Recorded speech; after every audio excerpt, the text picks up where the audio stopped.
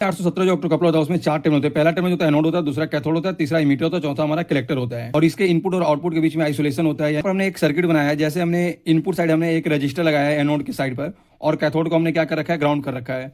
उसी तरह से आउटपुट साइड हमने कलेक्टर पर हमने 12 वोल्ट की सप्लाई दे रखा है एक रजिस्टर के थ्रू, और यहाँ पर हमने इमीटर को हमने क्या कर रखा है, ग्राउंड कर रखा है। अब मान लो कि हमने इनपुट साइड जैसे हमने 5 वोल्ट का सप्लाई दिया, तो इनपुट हमारा जैसे ही ऑन होगा तो इनपुट में हमारा करंट क्या होगा, फ्लो करने लगेगा। यानी जब ये एलईडी ऑन होगा तो यहाँ पर एक रे जनरेट होता है। उसके रे से क्या होगा कि ट्रांजिस्टर जो होगा ये हमारा ऑन हो जाता है। जैसे ही ट्रांजिस्टर ऑन होगा तो कलेक्टर टू मीटर क्या होगा, हमारा करंट फ्लो करने लगेगा।